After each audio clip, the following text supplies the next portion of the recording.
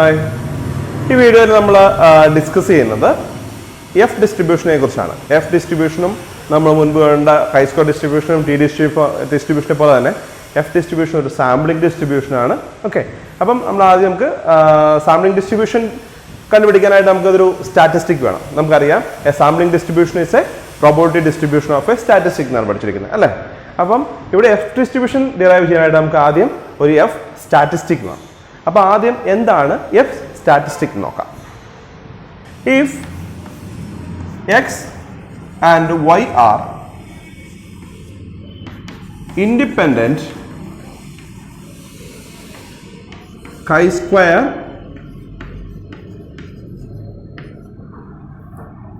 random variables with v1 and v2 degrees of freedom,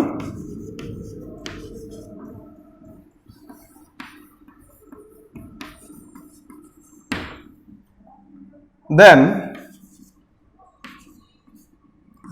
the F statistic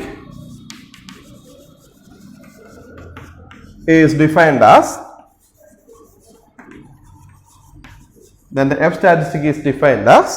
F is equal to x divided by v1 all divided by y by v2.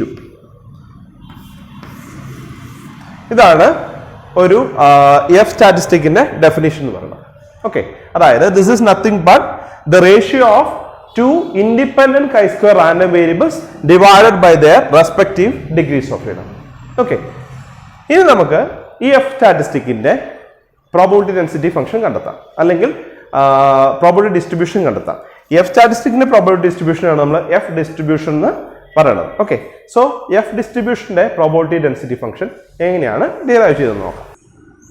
Let x follows chi-square distribution with v1 degrees of freedom, comma y follows chi-square distribution with v2 degrees of freedom, and x and y are independent.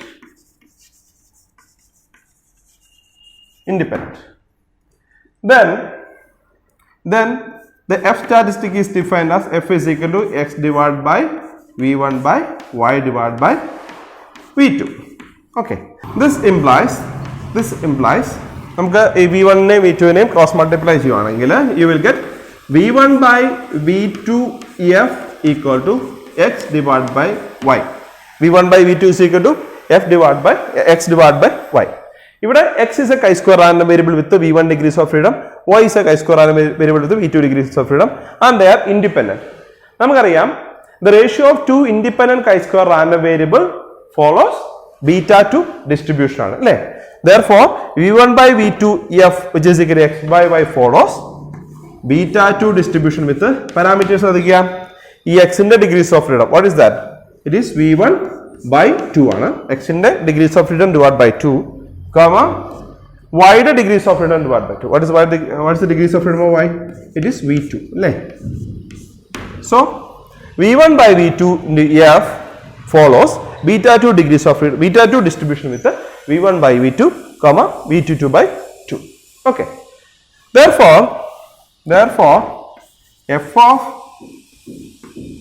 v1 by v2 f അതായത് probability density function of this statistic, which is equal to 1 by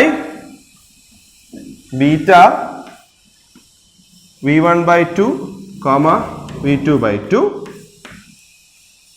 v1 by v2 f all divided by v1 by 2 minus 1 divided by 1 plus v1 by v2 f all power v1 by 2 plus v2 by 2. 0 less than v1 by v2 f less than infinity. Okay, നമുക്ക് പക്ഷെ കണ്ടുപിടിക്കേണ്ടത് v1 by v2 f ന്റെ അല്ല, f ന്റെ distribution ആണ് കണ്ടുപിടിക്കുന്നത്. Okay, കാരണം നമുക്ക് എഫ് ഡിസ്ട്രിബ്യൂഷന്റെ പ്രോബബിലിറ്റി ഡെൻസിറ്റി ഫംഗ്ഷൻ ആണ് കണ്ടുപിടിക്കുന്നത്. ഓക്കെ, സോ എഫ് സ്റ്റാറ്റിസ്റ്റിക്കിന്റെ സാമ്പിൾ ഡിസ്ട്രിബ്യൂഷൻ ആണ് നമുക്ക് കണ്ടുപിടിക്കുന്നത്. ഓക്കെ, സോ ഇവിടെ നമുക്ക് ട്രാൻസ്ഫോർമേഷൻ മെത്തേഡ് ഉപയോഗിച്ചിട്ട് ഈ പ്രോബബിലിറ്റി ഡെൻസിറ്റി ഫംഗ്ഷനിൽ നിന്നും എഫിന്റെ പ്രോബബിലിറ്റി ഡെൻസിറ്റി ഫംഗ്ഷൻ കണ്ടെത്താം. Take some u is equal to v1 by v2 f. Okay, this implies v2 by v1 u is equal to f. Okay, therefore du by df is equal to du by df is equal to du by df is equal to v1 by v2. If you differentiate this with respect to f, you will get v1 by v2. ഇനി നമുക്കറിയാം v1 by v2 എന്ന് പറയുന്നത് okay അത്ര വെച്ചു v1 by v2 അത്ര മതി. Therefore f of f, അതായത് probability density function of f is equal to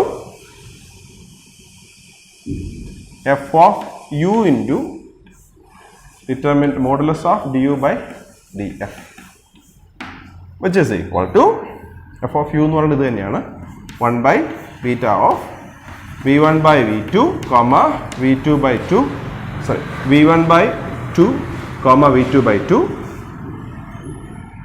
v1 by v2. ഇവിടെ v1 by v2 എഫിന് പകരം u എന്നാണ് എഴുതേണ്ടത്.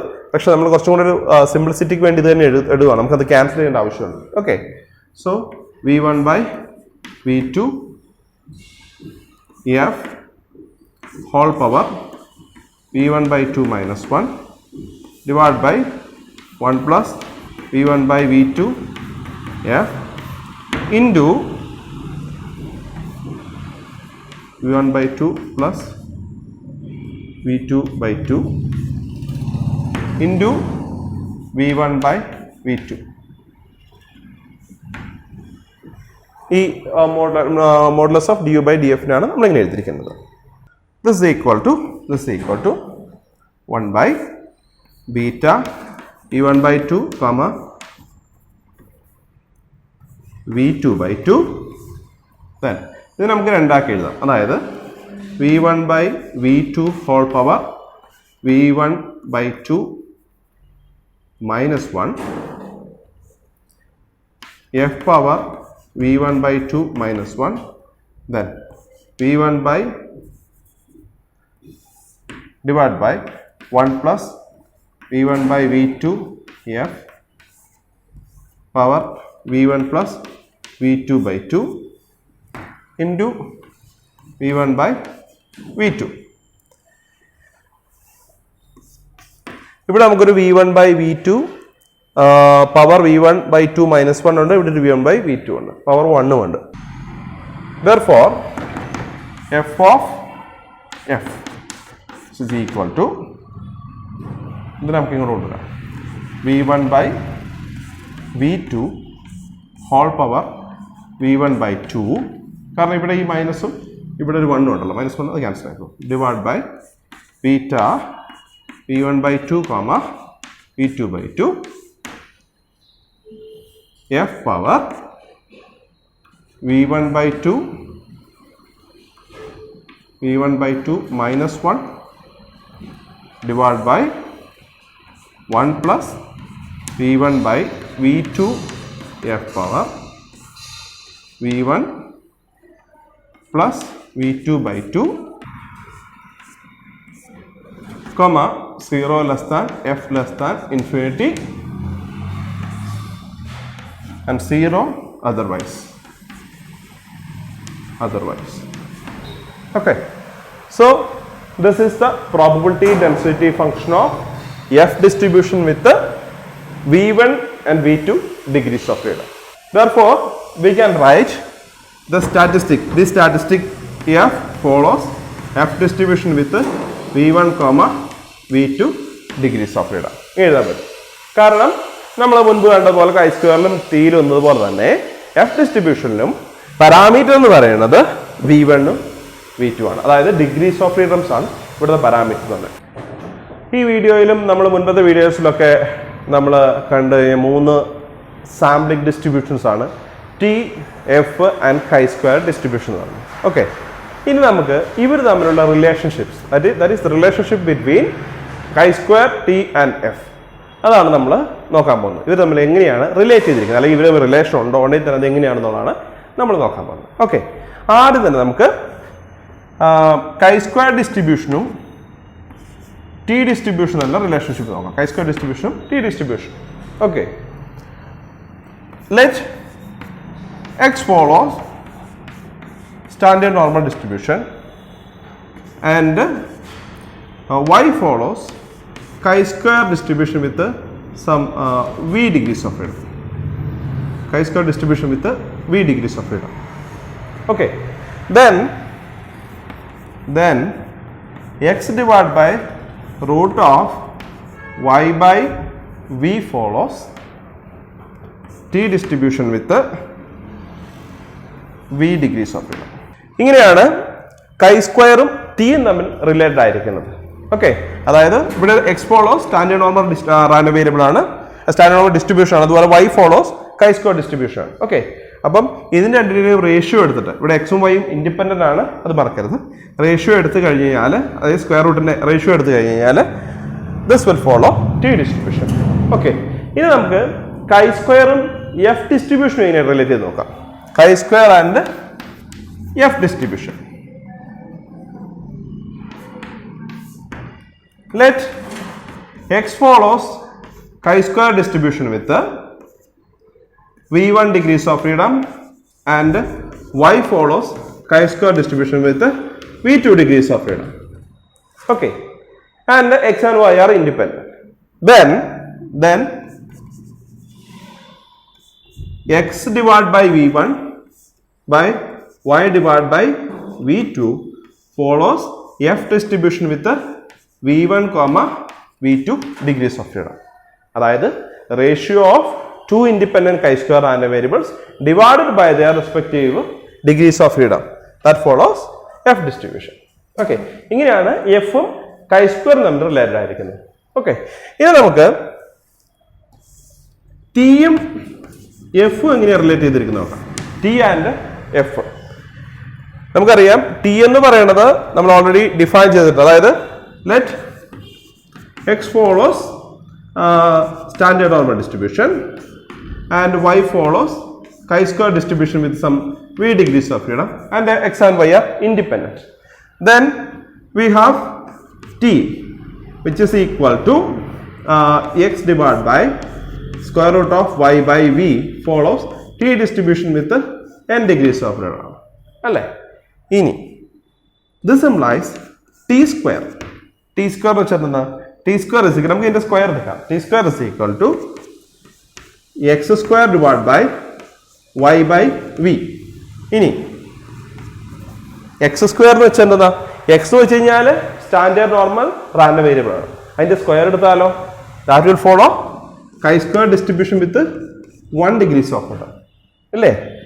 ഡിവൈഡഡ് ബൈ ഇവിടെ y എന്ന് വെച്ചാൽ എന്താണ്?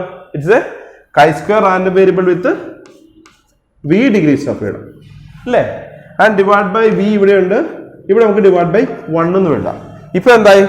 So T square become the ratio of two chi-square random variables divided by their respective degrees of freedom. അതെന്തോന്നാ? That is nothing but f distribution അല്ലേ? This will follow f distribution with 1 comma v degrees of freedom. Okay, 1 comma v degrees of freedom ആണ്. So this is how t and f are related. Okay, thank you.